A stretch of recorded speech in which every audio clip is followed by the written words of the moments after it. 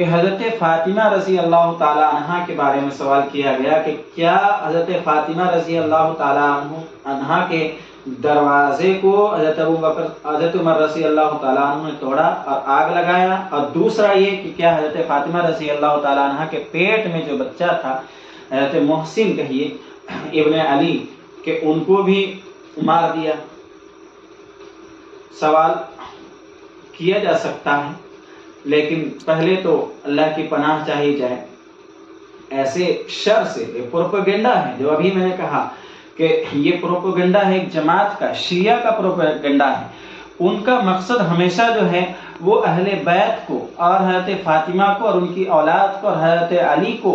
دوسرے صحابہ پر فضیلت دینے کا ہے کہ وہ دینا چاہتے ہیں فضیلت۔ اب ایسی صورت میں وہ ہر ایک حد کے اوپر چلے جاتے ہیں اور تجاوز کر جاتے ہیں۔ حضرت ابوبکر صدیق رضی اللہ تعالیٰ عنہ کو گالی دینا پڑے، حضرت عمر رضی اللہ تعالیٰ عنہ کو برا بھلا کہنا پڑے، نعوذ باللہ یہ کہیے کہ حضرت عائشہ رضی اللہ تعالیٰ عنہ کے اوپر تہمت لگانے کی بھی ضرورت پڑ جائے اور زانیہ نعوذ باللہ کہنا پڑ جائے تو وہ اس سے بھی باز نہیں رہتے ہیں۔ تو ایسے لوگوں کی بات کو اصل میں تو کان ہی نہیں رکھنے چاہیے، جن لوگوں کے بات کو سننے کے بعد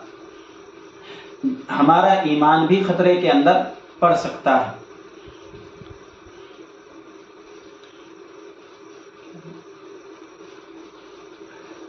کوئی اسکرین سے کھیل رہا ہے وہ اسکرین کے اوپر نہ کھیلے۔ ایسے لوگوں کی بات کو نہ سنیں جن سے ہمارا ایمان خطرے کے اندر پڑ سکتا ہے۔ صحابہ ہمارے لیے جو ہے ایک رابطہ ہے اور ایک تعلق ہے، قرآن پاک کے ہم تک پہنچنے کا، حدیث پاک کا ہم تک پہنچنے کا، شریعت کا ہم تک پہنچنے کا۔ تو صحابہ کے اوپر اگر ایسی تہمتیں ہماری طرف سے لگ جائیں یا کسی جماعت کی طرف سے تو دین ہی ہمارا منہدم ہو جاتا ہے، ہمارا دین کا تعلق ہی ختم ہو جاتا ہے۔ پھر دین کا تعلق ہم کس سے جوڑیں گے؟ ہم اپنی روایات کو اور قرآن پاک کی آیتوں کو کس سے حوالہ دیں گے جب ہم صحابہ کے اوپر ہی تان و تشنیع کرنے لگ جائیں اور ان کو ہی برا بھلا کہنے لگ جائیں؟ تو سب سے پہلے تو ایمان کی حفاظت اسی کے اندر ہے کہ ایسے لوگوں کے سوالات پر کان ہی نہیں رکھنے چاہیے۔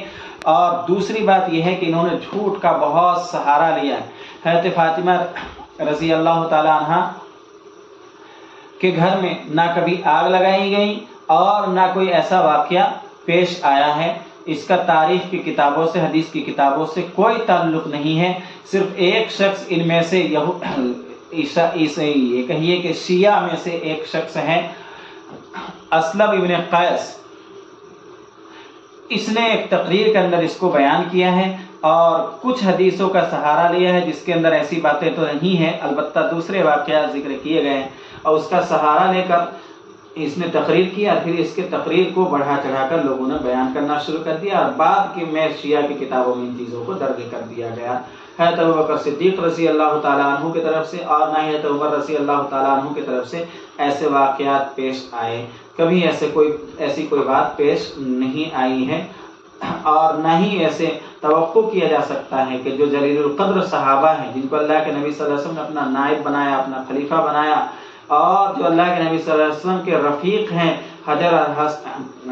سفر میں بھی اور حجر میں بھی، ایسے صحابی کبھی بھی اللہ کے نبی صلی اللہ علیہ وسلم کی بیٹی کے ساتھ ایسا کچھ کر سکتے ہیں؟ بس یہ ایک افسانہ ہے اور اس کو جتنا بولا گیا ہے بہت زیادہ بولنے کی کوشش کی گئی تاکہ اس پر لوگ یقین کے درجے میں اتر جائیں۔